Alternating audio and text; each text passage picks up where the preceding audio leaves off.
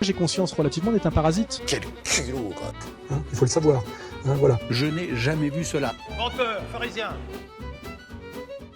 Bonsoir à toutes, bonsoir à tous, bienvenue dans cette nouvelle émission. Vous êtes bien sur le Fresh Dream, la seule et unique chaîne à dépeindre la réalité et la triste réalité de la France. Ce soir, émission sur comprendre les ruptures amoureuses, car normalement, si vous avez fait tout ce que vous deviez faire, à savoir vous inscrire sur l'application de rencontre, échouer lamentablement, tenter les rencontres dans le réel, normalement, vous avez pu avoir le Saint Graal, peut-être éventuellement une relation amoureuse. Normalement, la rupture est pas loin, soit vous y êtes confronté, soit vous y serez confronté. Donc je te laisse la parole, mon cher Xavier. Comment vas-tu ? Bonsoir mon cher Gaston, bonsoir à tous. Eh bien, je vais très bien. J'espère que toi aussi et que tous nos auditeurs également. D'ailleurs, n'oubliez pas que, eh bien, après le succès de nos épisodes précédents, nous attendons de vous que vous fassiez un petit effort. Effectivement, eh bien, on a vu qu'il y avait pas mal de gens qui regardaient les vidéos sans s'abonner. N'hésitez pas donc à vous abonner et à cliquer sur la petite cloche. Pour revenir à notre sujet du jour, les ruptures amoureuses. Eh bien, effectivement, et que ce soit avec les personnes qu'on a rencontrées sur des applications de rencontres, en vrai, ou même des MILF, hein, pour faire une rétrospective de nos épisodes précédents. C'est toujours un peu compliqué d'en arriver là. Ça peut arriver pour plusieurs facteurs, ça peut être dû à vous-même, à la personne en question, et puis on peut souvent invoquer un peu la faute des deux. Alors aujourd'hui, eh bien, on va essayer d'étudier un peu le contexte dans lequel les ruptures amoureuses se font, car elles sont de plus en plus fréquentes. Et il y a une évolution des attentes au niveau des relations en Occident, la montée des applications de rencontres dont on a déjà parlé, puis les changements sociétaux généraux qui ont évidemment influé sur le caractère des hommes et des femmes et donc rendre beaucoup plus compliqué le couple pérenne qu'on avait autrefois avec la société traditionnelle où les gens se mariaient très jeunes, avaient des enfants très jeunes et décidaient de rester ensemble pour toute leur vie. Mon cher Gaston, est-ce que tu penses aujourd'hui, toi-même, qu'un jeune homme qui arrive dans la vingtaine a ses chances de rencontrer une femme traditionnelle avec qui il ne subira aucune rupture? Est-ce que c'est encore possible? Est-ce qu'il y a encore ce genre de cas de nos jours? Alors je pense que c'est de plus en plus rare parce qu'avant il y avait quelque chose qui était plus grand que le couple, à savoir une certaine forme de transcendance, avec un accès au divin. Dès lors qu'on a cessé d'avoir accès à ce divin, on a écarté ce pan de la société. Effectivement, les mœurs ont évolué, en bien ou en mal. Je vous en laisse juge. Je pense que c'est de plus en plus compliqué, voire quasiment impossible, à moins de tomber sur des femmes venant de pays encore extrêmement traditionnels. Et là encore, si elle a déménagé en Occident, elle va se faire relativement vite aux mœurs occidentales. Et je pense que ça devient de plus en plus compliqué. Et en plus, il y a tout un phénomène qui fait que on a un accès à la mondialité bien plus important qu'avant. Parce qu'on est sorti de la société traditionnelle, on avait moins de contact, moins facilement avec les gens. Du coup, les gens se rencontrent beaucoup plus, ont beaucoup plus accès, notamment via les applications de rencontre, à d'autres hommes, d'autres pourvoyeurs, d'autres personnes pour s'occuper d'elles, entre guillemets. Donc ça augmente le chance de rupture. En plus, les femmes étant naturellement hypergames, elles vont toujours vouloir s'orienter vers le meilleur choix. Et je pense que tu pourras aussi donner ton point de vue là-dessus, mon cher Xavier. Et effectivement, mon cher Gaston, c'est purement reproducteur, c'est purement instinctif. Il s'agit là, en fait, de trouver la personne la plus adaptée. Et aujourd'hui, comme on l'a déjà expliqué, en fait, les personnes sont de plus en plus sélectives, particulièrement du côté féminin, au niveau donc de la création des nouvelles relations. Et puis, lorsqu'une relation se détériore, eh bien, il y a de moins en moins d'efforts à faire pour aller trouver un nouveau partenaire. Autrefois, il y avait quand même une espèce de barrière qui faisait que, par exemple, une femme divorcée n'allait pas forcément rapidement retrouver quelqu'un.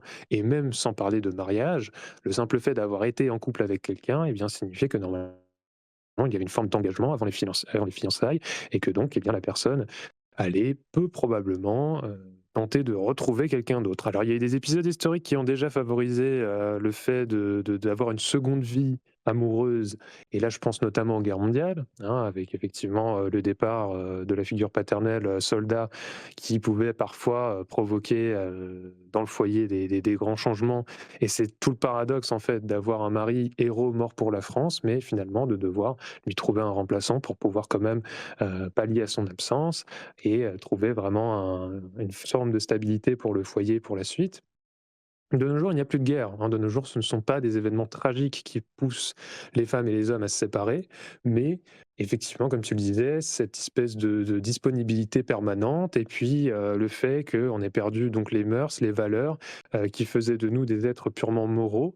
Aujourd'hui, on se dit: «Ah oui, mais bon, est-ce si grave? Tout le monde le fait, donc on peut le faire aussi. Oh là là, je peux tromper, je peux aller voir à droite à gauche et puis finalement je peux quitter, je peux remplacer». Les gens deviennent des produits de consommation remplaçables et c'est pour ça qu'en fait les ruptures nous semblent de plus en plus fréquentes aujourd'hui. On va essayer donc d'analyser non seulement, ce côté, rupture et comprendre pourquoi donc ce phénomène est de plus en plus fréquent et puis on va également vous apporter un certain nombre de conseils, hein, de notre part, durant cette vidéo pour vous dire qu'en fait il existe une espèce de lame de fond, hein, une espèce de mouvement en cours, notamment que nous essayons d'initier de notre côté, mais nous sommes bien loin d'être les seuls. Aujourd'hui, il y a des gens qui réalisent la valeur et l'importance des relations. Il y a notamment, on pourrait le constater, le fait que certains hommes rejettent, je vais utiliser un anglicisme, les forts body count, hein, les femmes qui ont eu des relations avec de nombreux hommes avant, et bien, au-delà d'une certaine limite, je dirais peut-être une trentaine d'hommes, une quarantaine d'hommes, ça, qui ça me paraît déjà bien élevé, dis donc, mon cher Xavier. ça me paraît déjà très élevé également, mais il faut quand même remettre les choses dans leur contexte. Aujourd'hui, l'homme moyen français, qui aura certainement, 3, peut-être 4 copines dans toute sa vie, y compris sa femme, va certainement tomber sur des femmes qui, en dessous de au moins une vingtaine d'hommes, ça devient pratiquement un miracle aujourd'hui, hein, de trouver une femme, dans ces eaux-là, hein, malheureusement. Donc, effectivement, je disais une trentaine ou une quarantaine, là, c'est vraiment la limite pour, le français moyen, je dirais. Au-delà, il ne vaudra plus de la femme en face de lui. Effectivement, pour peu qu'on ait un peu des standards, heu Élevé, et voilà. qu'on se préoccupe, de la vie, effectivement, on va certainement rejeter une fille au-dessus d'un body count de je ne sais pas, 5, 10. Mais quoi qu'il en soit, on voit que ces espèces de paramètres apparaissent aujourd'hui et sont plutôt en faveur des hommes, tout simplement parce qu'ils ont moins accès en fait à cette affection, hein. Il y a une misère affective du côté des hommes qui font que finalement ils se retrouvent de l'autre côté de la balance quand il s'agit d'étudier le nombre de partenaires. Et autrefois, il y avait dans les années 60 une espèce de mode, de la séduction instantanée où en fait on allait limite se vanter de combien de nanas on arrivait à tirer. Aujourd'hui, on en est quand même revenu à un stade où ça redevient un peu, plus normal, si on peut encore parler de normalité dans une société complètement dépravée, du fait de ne pas avoir trop non plus de partenaires. Qu'en dis-tu mon cher Gaston? Penses-tu que, nous faisons fausse route en nous focalisant uniquement sur le nombre de body count? Ou est-ce qu'on doit également, penser, à d'autres paramètres? Oui, alors peut-être que déjà le fait qu'on s'intéresse bien plus à ce phénomène-là, c'est peut-être un retour au puritanisme qui n'est peut-être pas vraiment français, qui fait peut-être plus partie d'autres communautés, notamment anglo-saxonnes. Afin d'éviter la probabilité d'une rupture, je dirais avant tout qu'il faut non pas prendre quelqu'un parce qu'on a peur d'être seul par dépit, mais véritablement par choix en fait. Il faut que la décision soit mûrement réfléchie. Et dès lors qu'on veuille s'investir avec une personne, faut être sûr de ce qu'on fait, sûr de ce qu'on veut, afin d'éviter de faire fausse route tout simplement et que la relation aille droit dans le mur. Mais concentrons-nous sur le fait que vous êtes allé droit dans le mur, mon cher Xavier. Que dire quand il est trop tard? Que faire quand le processus décisionnel de la rupture est enclenché? Et j'ai envie de vous dire, mon cher Gaston et notre auditoire, que faire surtout quand il s'agit d'une initiative féminine, hein? Parce que c'est un peu le sujet de la vidéo quand même. Comment réagir en tant qu'homme face à l'annonce d'une rupture? Comment gérer? Comment voir venir la chose, hein? Et comment, s'organiser pour vivre au mieux cet événement douloureux? Pourquoi et comment les femmes prennent-elles cette décision? Alors effectivement, comme vous avez pu le constater, dans la plupart des cas, la rupture vient quand même de la partie féminine. Et ce qu'on pourrait en dire, c'est que lorsque la femme décide de mettre fin à une relation, elle a pas pris la décision au moment même de vous l'annoncer. Ça fait déjà un petit moment que ça lui trotte dans la tête et que cette décision est prise de son côté, en fait. Sauf que on est moins capable d'analyser les signes d'intérêt de la femme. Voilà, on est juste on a moins d'intuition, moins de finesse que peut avoir une femme. Du coup, nous, on tombe de plus haut, alors qu'elle, elle a déjà pris sa décision depuis bien longtemps. Je suis bien d'accord, mon cher Gaston. Et d'ailleurs, on observe aussi un phénomène assez étonnant. Alors, aux États-Unis, encore une fois, je ne vais pas employer un anglicisme, mais on parle de quiet quitting, hein, donc du fait de quitter son emploi silencieusement. Quand on regarde cette espèce de nouvelle mode qui apparaît surtout dans les pays anglo-saxons, mais on voit que ça arrive également de plus en plus en France, il existe aujourd'hui des relations où en fait la femme va cesser d'apporter de l'attention à l'homme, va cesser de répondre à ses messages, hein, même dans un couple relativement solide, et va en fait essayer de se détacher de lui le plus possible, jusqu'à temps qu'en fait ce soit l'homme qui soit obligé d'engager la conversation sur ce terrain-là, afin donc de simplifier la démarche et de lui annoncer que effectivement elle manque de place, elle manque de liberté, et qu'elle décide de prendre son envol. Ah oui, effectivement, c'est assez intéressant comme théorie. Du coup, c'est quand même assez triangulaire comme technique. Après, ça ressemble relativement au côté féminin de ne pas vraiment affronter directement le problème, mais d'utiliser une solution de contournement. C'est bien vrai. Et puis en plus, il y a d'autres méthodes, évidemment. Là, ce n'était qu'un pur exemple qu'on observe dans la société moderne et effectivement qui semble devenir relativement prédominant dans les pays anglo-saxons. Chez nous, c'est encore un peu moins le cas, mais comme tu le précisais, effectivement, la femme va prendre son choix en amont. En fait, je dirais même que les premières étapes d'une rupture sont purement dans le subconscient de la femme. Elle ne va pas forcément aller chercher des raisons de rompre avec vous directement, mais malgré tout, heu, un élément déclencheur va faire qu'elle va commencer à remarquer un certain nombre de paramètres par rapport à vous. Elle va se dire que vous ne faites plus assez d'efforts, que vous n'êtes plus en train de fournir ce dont elle a besoin. Et là, encore une fois, on parle vraiment au sens primaire de la chose, hein, en termes de nécessités physiques, nécessités financières, et cetera. Vous remplissez Elle plus va votre rôle, en commencer fait. Vous remplissez plus votre rôle. Et en fait, il faut voir le niveau d'amour qu'elle vous apporte, enfin le niveau d'amour qu'elle vous accorde, comme une jauge, en fait. Et à partir du moment où vous descendez sous un certain seuil, un rien va l'irriter, en fait. Donc déclencher une dispute. Parfaitement. Et justement, en fait, cette espèce de personnage que vous jouez pour elle, car elle vous analyse certainement d'une façon différente que vous percevez vous-même, en fait, c'est une espèce d'enfant pour elle, hein. À la fois, vous êtes l'homme, le père, vous savez donc incarner cette protection de la femme et de pouvoir subvenir à ses besoins. Et puis d'un autre côté, elle aime bien aussi prendre soin de vous et vous considérer comme, voilà, en quelque sorte, son fils, virtuellement. Sauf que quand cette part de fils prend largement le dessus sur la part du père, eh bien c'est là qu'effectivement elle perd la balance en fait émotionnelle vis-à-vis de la perception qu'elle a de vous, et donc ça a de fortes chances d'initier ce processus de rupture. C'est un processus en fait en plusieurs étapes.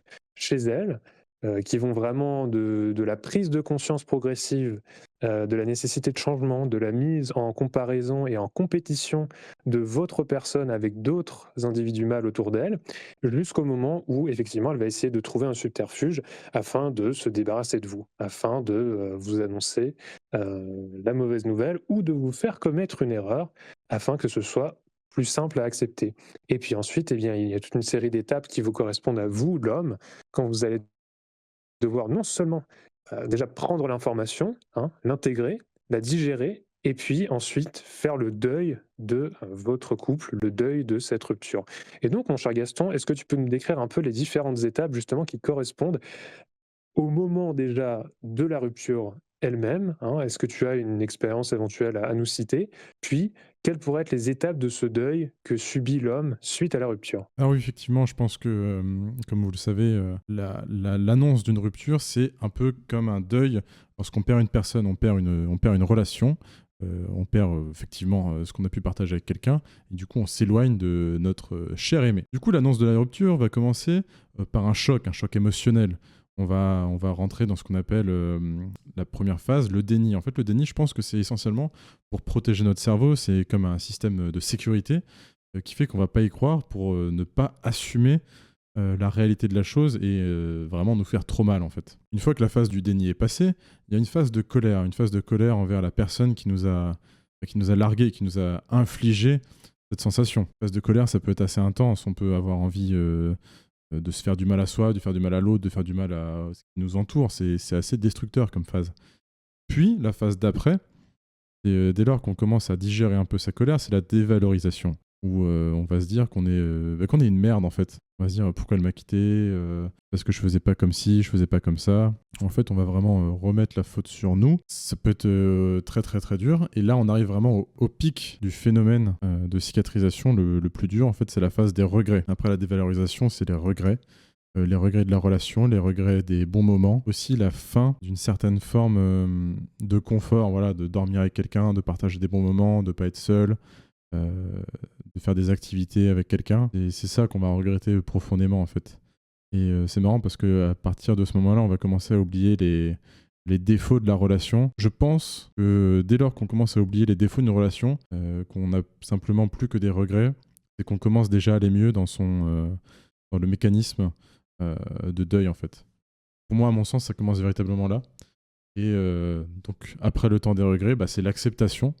On commence à accepter effectivement que la rupture est finie, il faut passer à autre chose, qu'il faut tourner la page. Puis après l'acceptation, c'est la reconstruction, le moment où on a fini la dévalorisation et on se dit que on est encore beau, on est encore jeune, on est encore frais.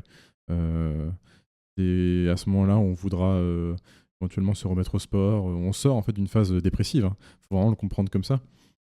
Et la phase de reconstruction, c'est assez intéressante, on va peut-être y revenir. C'est une phase à ne surtout pas louper et à surtout effectuer comme il faut. Puis après la reconstruction, il y a vraiment la guérison, en fait, on est totalement guéri. Alors c'est un phénomène qui peut être plus ou moins long selon l'intensité de la relation, mais une rupture, c'est toujours douloureux dans tous les cas, surtout si les sentiments étaient véritablement sincères. Je te laisse la parole, mon cher Xavier. Qu'est-ce que tu peux nous dire par rapport à ce phénomène de deuil ? C'est vrai, Gaston, comme tu le précisais, en fait, c'est un deuil que l'on vit, c'est une douleur, une souffrance, mais qui peut amener effectivement un certain nombre d'opportunités en soi. Il faut aussi le voir de cette façon. Le fait qu'on va devoir affronter cette terreur, le fait qu'on va devoir ne plus dormir pendant certaines nuits à penser à cette femme qui était pour nous le jour et la nuit, qui était pour nous le but même de notre accomplissement, eh bien on va commencer à se dire que finalement non, si on faisait tous ces efforts, ce n'était pas uniquement pour elle, ce n'était pas uniquement pour le format du couple, mais c'était également parce qu'on était en train de produire, on était en train en fait de se développer et devenir une version meilleure de nous-mêmes. Et donc je pense que au cours des phases que tu as citées du deuil, la phase de reconstruction et la phase de guérison vont nous permettre non seulement de revenir au niveau d'avant-relation, mais également de rentrer dans une espèce d'ouverture culturelle qui va nous permettre non seulement d'aller chercher de nouveaux horizons en termes de rencontres, en termes de femmes, hein, mais aussi en fait de nous poser des questions sur les différents points à améliorer par rapport à nous-mêmes. Alors non pas par rapport uniquement au regret de la relation, car comme tu me disais, en fait, on va garder uniquement des bons souvenirs de la relation et on va se dire ah là là, effectivement, c'était tellement bien, il n'y avait aucun souci et c'est moi qui ai tout fait merder. Non, il faut se remettre en question dans la mesure qui s'impose, à savoir quelles ont été les véritables erreurs commises et comment aurais-je pu y remédier. Et puis d'un autre côté, comment je peux devenir quelqu'un de meilleur, quelqu'un qui va attirer des personnes avec une meilleure valeur vers moi. Et donc ces étapes sont très importantes dans votre parcours. Je pense qu'une rupture, quelque part, dans un amour de jeunesse, par exemple, le premier amour, eh bien, la rupture est presque nécessaire pour vous forger une expérience et véritablement faire de vous un homme. Je pense que c'est un des rites de passage de l'âge adolescent à l'âge adulte. Qu'en penses-tu ? Effectivement, ça et les mille fins, voilà. Oui. Non, effectivement, je pense que on a tous eu un premier amour, un amour de jeunesse, et c'est quand même assez rare qu'on reste avec toute sa vie. Du coup, la rupture fait aussi partie de ce processus de construction d'une relation et de comment on l'envisage. Je pense que notamment la phase de dévalorisation, il ne faut pas se dire que tout a été de notre faute. Ça dépend de l'état de gravité de la rupture, hein, et de la raison de la rupture. Mais principalement, les fautes sont partagées et partageables. Oui. Faut pas toujours rejeter la faute sur soi, ni rejeter la faute sur l'autre. Ce qu'il faut, en fait, c'est un peu bateau ce qu'on dit, un peu banal, mais c'est simplement trouver quelqu'un qui nous ressemble et surtout qui nous accepte. Et je pense que la plupart des gens ont tendance à un peu trop idéaliser les relations, un peu trop rechercher, entre guillemets, la perle rare, notamment dans une société où on recherche toujours la performance, le meilleur, le plus beau, le plus grand, le plus dur, le plus solide, le plus brillant. À mon sens, simplement quelqu'un avec lequel vous pouvez être ami, c'est déjà pas mal en fait. Non, mais tu vois ce que je veux dire. Je pense que simplement quelqu'un, typiquement une femme qui ne vous angoisse pas et ne vous tabasse pas les rouleaux, c'est déjà très bien en fait. Surtout dans notre monde actuel, gardez-la. Ne cherchez pas mieux Et ailleurs. c'est Quoi. vrai, à chaque étape, effectivement. Ne mettez pas la femme sur un pédestal non plus pendant la relation, parce que sinon, effectivement, le jour où il y a séparation, elle va sentir qu'elle est trop à l'aise. Et justement, ne prenez pas pour argent comptant ce que vous dit une femme en instance de séparation. Hein, c'est la pire chose à faire. Mesdames, on n'a pas envie de devenir insultant à ce sujet-là, mais effectivement, vous allez avoir tendance à remettre toute la faute du côté de l'homme à ce moment-là. C'est un mécanisme naturel, il ne s'agit pas là de juste déverser de la haine, mais il s'agit pour elle, en fait, de se déresponsabiliser et d'éviter une phase dépressive. En fait, je pense que la femme elle-même a ce mécanisme en elle que les hommes ne possèdent pas et qui leur permet de mieux se sortir de ces situations. Elle aura forcément une phase dépressive, elle aura forcément de la tristesse à l'issue de la séparation, mais pour essayer de plus rapidement passer à une autre étape, je pense qu'elle va quand même avoir, non seulement par elle-même, mais également par son entourage, ses amis, tendance à vouloir rejeter la faute quand même sur l'homme afin de pouvoir reprendre du poil de la bête plus rapidement. L'homme, lui, va être bien souvent seul suite à sa rupture, va avoir du mal non seulement à prendre contact avec ses congénères pour leur demander conseil et pour essayer de reprendre confiance en lui, ça va être quand même une étape plus longue, mais le chemin en vaut la peine. Hein, franchement, c'est un chemin de croix sur lequel vous vous lancez, mais justement, c'est parce que vous aurez vécu cette rupture que vous pourrez encore plus apprécier les vraies relations valables par la suite. Je dirais, pour revenir à un élément un peu précédent de notre discussion, que le processus émotionnel préalable de la femme et le fait qu'elle passe en fait par ces quelques phases difficilement analysables depuis un point de vue extérieur avant de nous annoncer la rupture, ça va également passer par une certaine analyse de votre comportement. La femme va vous trouver parfois des faux drapeaux. Elle va commencer à croire que certaines choses que vous faisiez autrefois et certains efforts que vous fournissiez euh, sont aujourd'hui soit insuffisants, comme on l'a mentionné, soit simplement la dérange. Hein. Par exemple, d'un coup, elle peut vous trouver trop câlin. Ou elle peut décider que le fait que vous veniez la chercher tous les jours au travail, qui vous demande du temps et des efforts, elle aimait ça, mais non, elle aime plus. Là, vous lui pompez l'air. Bon, ce genre de petits détails, il faut aussi les prendre en compte quand vous repensez à votre relation. Essayez de vous dépeindre l'image la plus véritable de votre rupture et lors de vos prochaines relations, prenez garde à ces signes avant-coureurs. Dites-vous que si elle commence à changer sa façon de se comporter, sa coupe de cheveux, etc., c'est que inconsciemment, elle essaye d'annoncer un changement autour d'elle. Donc, remettez-vous en question et commencez à comprendre pourquoi et comment elle va essayer de se débarrasser de vous, si au final ce n'est pas un autre problème en elle qu'elle aimerait véritablement occulter et que vous ne pourriez pas l'aider à y parvenir, et donc solidifier à terme votre couple. Qu'en penses-tu, Gaston? Oui, effectivement, déjà analyser les signes, c'est extrêmement important, les moindres signes de désintérêt. Faut vous remettre en question et surtout rester sur le qui-vive dans une relation, comme tu l'as dit précédemment. Ne jamais prendre pour argent comptant ce qu'on vous dit, ce que les femmes vous disent, sans jugement de valeur, hein, sans dénigrement. Bien généralement, une femme qui vous aime un instant T, 10 minutes après, elle peut vous détester. Hein. Pas parce que vous recevez un message mignon que ça sera valable dans 1 heure, 2 heures, 3 heures. Un homme, si ça change moins vite d'avis, par exemple. Toujours rester sur le qui-vive, bien faire attention aux signes de désintérêt que peut vous porter la femme, ça vous sera assez utile et surtout, il faut en fait, pour qu'une femme reste impressionnée par vous, alors déjà, une femme doit vous respecter et surtout respecter pour ce que vous êtes, vous devez la faire rêver. Ça serait un bon conseil que je pourrais vous donner, c'est voilà, faites-la rêver, faites-la sortir, amenez-la dans des endroits originaux et en fait, il faut que vous continuiez à rester comme au premier moment en fait, parce que bien généralement, comme tu l'as pu remarquer avec nos différents congénères, une fois que la relation s'est installée, on fait plus d'efforts en fait. On fait plus de sport parce que de toute façon on a quelqu'un à nos côtés, du coup on se dit pourquoi continuer à entretenir son corps, de toute façon j'ai quelqu'un. On commence à s'habiller de moins en moins bien, en fait on n'essaye plus forcément de plaire à l'autre, alors que c'est ce phénomène-là qui vous a permis d'accéder à une femme, donc continuez d'avoir ce comportement-là en fait. Il faut que vous continuiez à séduire votre partenaire. Il faut pas vous laisser aller. Vous laissez pas aller, mon vieux. Évidemment. Il faut toujours garder, comme on l'avait déjà précisé dans les autres épisodes, dans le même épisode donc sur les rencontres dans le réel, il faut garder en tête que vous faites ça également pour vous, hein, et que ce que vous représentez sociétalement face à votre partenaire va avoir de l'importance tout au long de la relation. Donc comme tu le disais Gaston, toujours garder à la fois donc votre côté, vous voulez plaire, vous voulez séduire votre partenaire, et puis continuer, hein, c'est un effort continu, de vous instruire, de toujours essayer de vous rendre intéressant, hein. Encore une fois, vous n'allez pas totalement abandonner ce que vous faisiez avant au profit de votre couple. Il faut également que vous ayez toujours vos amis, etc.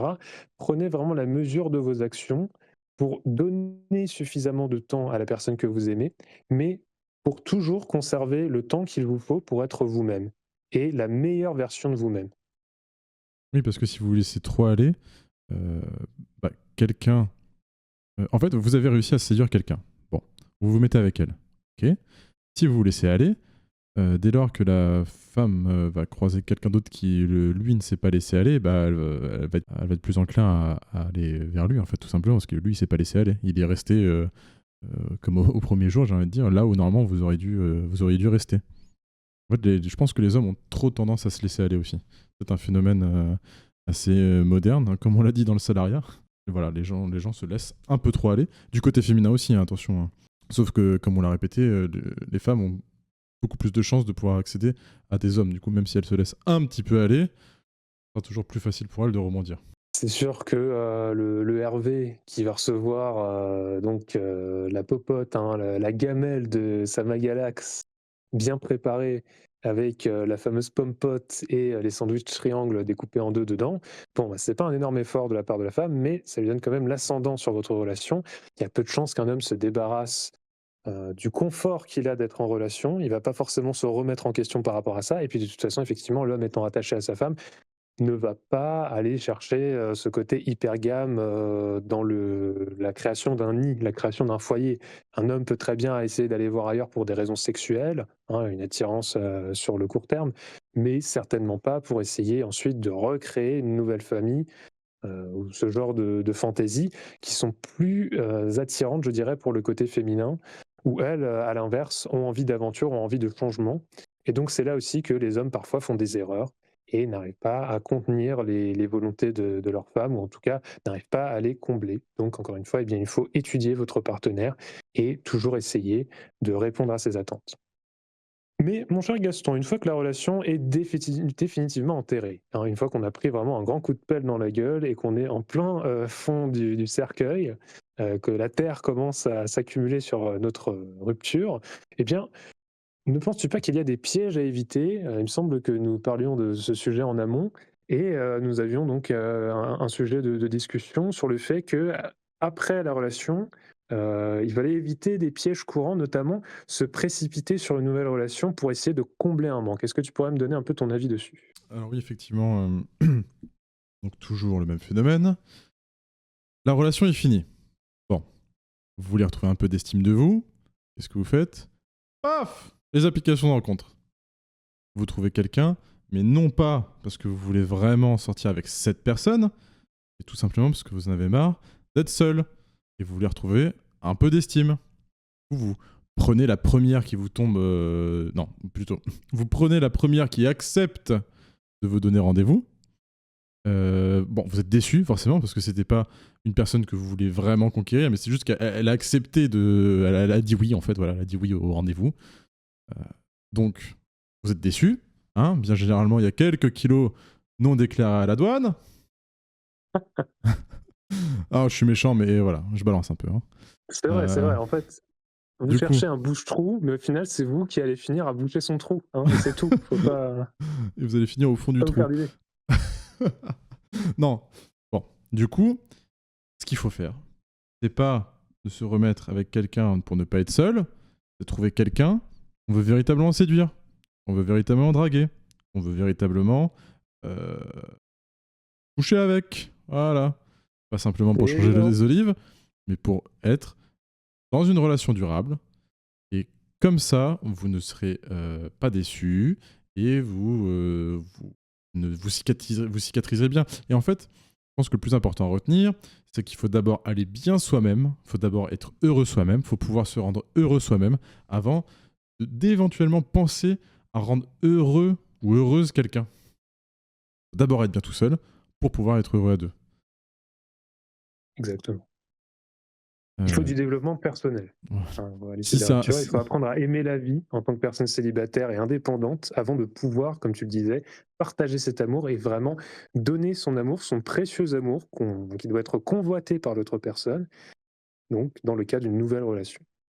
Effectivement, donc comme on l'a dit précédemment, s'il y a autant de bouquins sur le développement personnel, c'est parce que les gens ont oublié une chose très importante à notre époque, c'est d'être patient. Soyez patient, ne vous précipitez Prenez pas. votre temps. Prenez votre temps, choisissez bien la personne avec qui vous voulez être. Et un petit conseil pour les femmes, préservez-vous un petit peu, parce que les gens, les hommes, ça on en reparlera peut-être dans un futur épisode, les hommes ont besoin d'être challengés par les femmes. Si les femmes, lorsque vous êtes un peu triste, vous vous inscrivez sur les applications de rencontre, vous acceptez tout au premier rendez-vous, et bien l'homme, qu'est-ce qu'il va faire une fois qu'il a eu ce qu'il voulait? Bah, il va se barrer. Du coup, vous allez être encore plus triste. Évidemment. Messieurs, également, petit conseil, n'oubliez pas que lorsque vous décidez de vous remettre dans une relation, il faut éviter la dépendance affective et repartir une véritable vie amoureuse saine. Hein. Si vous êtes vraiment comme une espèce de carpette pour votre prochaine conquête, eh bien, ça va très mal se passer également. Et comme tu le disais, pensons d'abord aux femmes actuellement. Il faut qu'elles se préservent, non seulement parce qu'elles peuvent être déçues par le premier connard qui passe, mais aussi, comme on l'évoquait plus tôt, avec ces histoires de body count et la société qui change de plus en plus, être passé par la couche de certains hommes vous donnera pas forcément une très bonne réputation par la suite. Hein. Donc il faut quand même réfléchir également à ce genre de paramètres. Oui, parce que moi, la femme de Stéphane Guillon... je baisais ça. Saraknafo. Saraknafo est passé par ma couche.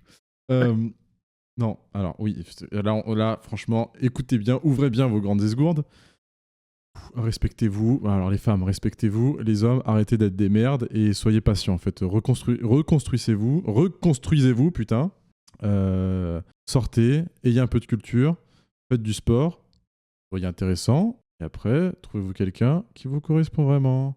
En fait, ce qu'il faut, c'est lorsqu'on rencontre quelqu'un, il faut qu'on ait une sensation. En fait, voilà, comme disent les femmes, il faut des papillons dans le ventre. Et bah, si vous les avez pas, bah, ça va être de la merde. En fait, vous allez être déçus. Ça va finir en eau de boudin. Et hop, le processus de cicatrisation dans le cul. Vous Il n'y aura repartez, pas que le boudin qui finira dans le cul. vous repartez du pic le plus bas, hein, la dévalorisation. Je suis qu'une merde, elle veut pas de moi. Bah oui, bah connard, en fait, tu t'es comporté comme une merde, elle t'a vu comme une merde. Ah bon, bah tu retournes à ton état de merde. Est-ce que vous avez vu mon beau caca hein? Tant de références à un seul Effectivement, sociologue. passer à autre chose. Voilà. Oui, il faut quand même passer à autre chose à terme. En fait, il faut vous réveiller et il faut que cette étape de reconstruction soit relativement rapide. Comme on l'a dit, il faut savoir s'armer de patience. Il ne faut pas prendre la nouvelle première gourgandine sur laquelle vous tombez sur les applications de rencontre. Mais malgré tout, votre propre estime de vous-même doit remonter suffisamment vite, d'accord? Essayez de ne pas passer trop de temps à broyer du noir, parce qu'on trouve un espèce de confort malsain dans la dépression, ou en tout cas dans la dépression post-rupture. Hein, évidemment, je ne parle pas là de dépression chronique qui est trop importante, là, allez voir un spécialiste, mais sinon, si vous êtes encore, je dirais, sur la lame du rasoir, le fil du rasoir, eh bien, tâchez de vous sortir le plus vite possible de ces idées moroses qui vont vous hanter, de toujours repenser à votre ex, ça ne vous apportera rien. Ne rentrez pas en contact avec elle, d'accord? Si jamais vous, alors là, c'est toujours la fameuse analyse très, très sociologique du yaourt périmé. Si vous avez un yaourt périmé au frigo et que vous l'ouvrez, vous goûtez, donc c'est absolument dégueulasse parce que ça fait 2 semaines que vous auriez dû le jeter, ça sert à rien de le remettre 1 mois au frigo pour ensuite le ressortir, il sera toujours aussi dégueulasse, voire pire. Donc, eh bien, dites-vous que la femme qui est votre yaourt périmé, c'est pas une question de lui faire perdre de la valeur, hein, mais c'est juste que ce n'est plus son temps avec vous. Il y a une question de temporalité qui s'est perdue, vous n'êtes plus en adéquation, eh bien, vous ne serez plus jamais dans la même relation avec elle, quoi qu'il arrive. Même si vous veniez un jour, 15 ans après, à vous remettre avec elle par des raisons totalement saugrenues et invraisemblables, Et fortuite. la relation, fortuite également, serait très différente. Vous n'aurez plus les mêmes sentiments. Donc, je vous le dis, vraiment, ne perdez pas votre temps à essayer de reconquérir directement. Si c'est fini, c'est fini. Au contraire, faites-vous du bien. Passez à autre chose. Dites-vous que, ok, d'accord, j'ai été une merde sur un point, mais c'est pour ça que je vais me battre pour devenir bien meilleur et je vais me sentir beaucoup mieux dès maintenant. Je sais que non seulement le fait d'être meilleur sera acquis par ces efforts, mais le fait de vouloir être meilleur est déjà une énorme étape dans le fait que je reconnaisse que maintenant je veux aller de l'avant et trouver une nouvelle partenaire plus tard, quand le moment sera venu, quand je trouverai la bonne, qui méritera mon attention et mes efforts pour que plus jamais je ne subisse cette humiliation et cette tristesse, parce que cette fois-ci, j'aurai eu non seulement les codes, mais j'aurai également réussi à devenir la personne que l'autre en face veut. Plus jamais ça, effectivement. Plus jamais ça.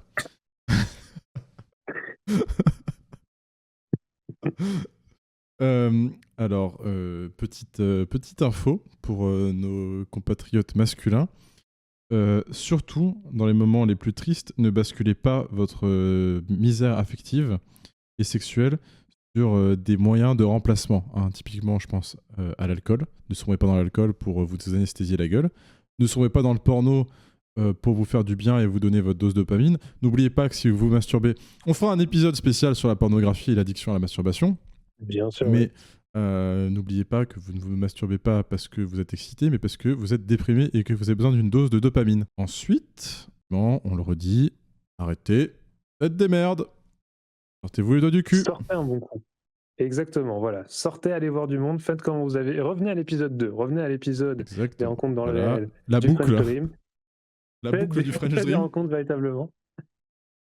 Et j'ajouterai à cela qu'au niveau de la branlette, effectivement, il faut l'éviter, il ne faut pas devenir addict à ça.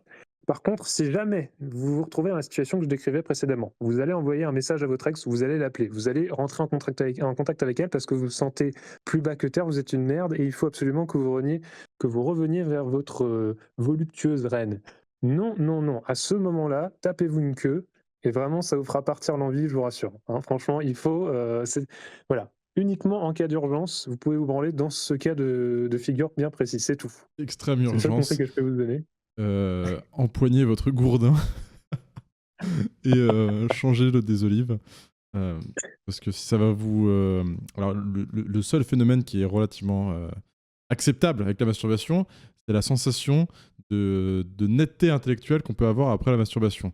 Effectivement, Voilà pourquoi on vous le conseille. voilà. Peut-être que dès lors que vous serez masturbé, vous direz « Putain, mais non, je suis con, j'ai failli retomber. Qu'est-ce qu'elle me cassait les couilles ?» Ça peut vous faire du bien. Ça peut vous faire prendre du recul et vous faire réfléchir à la situation. Bon, mon cher Xavier, je pense qu'on a fait le tour des ruptures. Est-ce que tu souhaites ajouter un dernier mot ? Alors pour revenir une dernière fois sur le sujet, redonner un peu d'espoir à ceux qui nous ont écoutés, parce qu'on a parlé quand même de sujets difficiles et on a donné plein de conseils, mais en vraiment décrivant la chose comme une espèce de traversée du désert. Hein. C'est vraiment une épreuve personnelle qu'il faut remplir. Eh bien, n'oubliez pas que votre développement, la résilience émotionnelle que vous allez acquérir et la façon dont vous allez vous cultiver une vision positive de la vie en solo va vraiment vous servir dans tous les domaines. Non seulement vous allez retrouver une femme bien meilleure pour vous par la suite, vous allez également avoir de meilleures opportunités parce que vous allez vous présenter en société comme quelqu'un qui a réussi à traverser des épreuves. Hein. Aujourd'hui, on fait de la souffrance quelque chose qu'on veut absolument éviter, alors qu'autrefois, on savait que passer par des étapes de souffrance était nécessaire à l'apprentissage et au développement. Et je pense que, comme on l'a dit, au moins votre premier amour finira malheureusement par une rupture. Mais ce n'est pas une fin en soi. Évitez les pièges qu'on vous a cités précédemment, que ce soit le remplacement trop rapide, que ce soit les addictions, etc. Mais surtout, essayez de devenir épanoui vous-même, en fait, par vous-même, seul, et ce sera vraiment le préalable pour que vous puissiez construire par la suite une relation véritablement équilibrée. Donc, sentez-vous bien dans vos pompes, amusez-vous, sortez, faites du sport, devenez vraiment quelqu'un de respectable, imposez votre personne et votre charisme, et revenez dans les épisodes du French Dream, évidemment, pour avoir plus de conseils afin de rencontrer la personne qui vous conviendra. Et évidemment, vous serez passé dans un autre monde.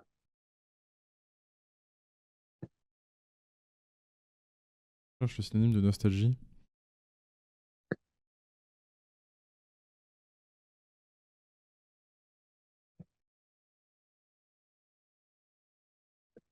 Je vous encourage en tout cas à faire votre introspection, hein. Voyez la rupture comme une occasion de renouveau et de renforcement personnel. Enfin, mon cher Gaston, je te laisse le mot de la fin. Oui, alors mon cher Xavier, je cherche un truc. Je sais, j'essaie juste de gagner du temps. Et c'est pas la dépression, c'est la Mélancolie? Spleen? Vécu en interne, c'est justement, tu te complais dans la tristesse.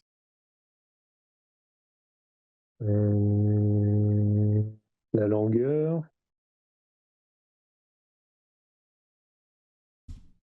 Parce que quand tu dis je me languis, tu sais que c'est un peu effectivement tu t'adaptes à ton sort un peu ténébreux et tu te dis que t'es pas si mal dans ta situation. Ouais, Ouais. Du coup, effectivement, comme tu l'as bien souligné, mon cher Xavier, ne tombez pas dans une tristesse contemplative. Exactement, comme tu l'as dit, mon cher Xavier, ne tombez pas dans une tristesse contemplative où vous vous satisfaisez de votre...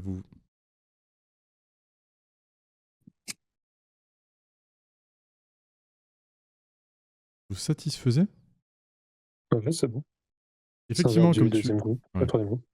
Effectivement, comme tu l'as dit, mon cher Xavier, surtout ne tombez pas dans une tristesse contemplative où vous vous satisfaisez de votre situation et ça peut vous servir d'excuse, hein, non, j'ai pas envie de sortir parce que ceci, parce que cela. En fait, vous cherchez juste des excuses.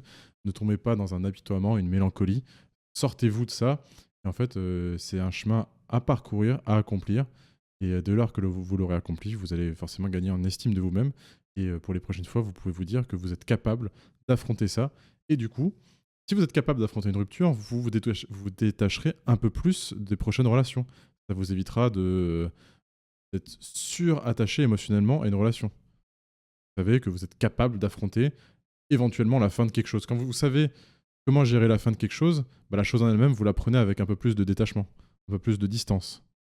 Et oui, surtout pour les jeunes qui nous écoutent, ne tombez pas, ou même les plus âgés, hein, ne tombez pas dans la sexualité de remplacement, hein. Ça, c'est vraiment un piège où on pense que ça nous fait du bien sur le moment, parce qu'effectivement, on a une dose de dopamine, mais surtout, ne tombez pas là-dedans. C'est très addictif, et évitez de tomber dans d'autres addictions pour vous anesthésier, en fait. Sur ce, mon cher Xavier, je te souhaite une bonne soirée.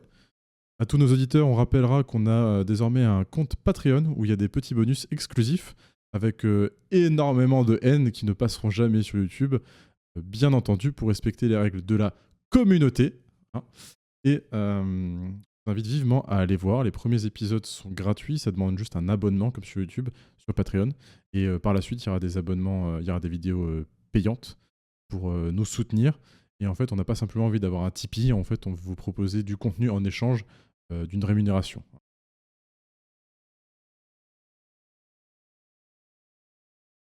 Sur ce, mon cher À très Xavier. bientôt, mes chers amis. Sur ce, mon cher Xavier.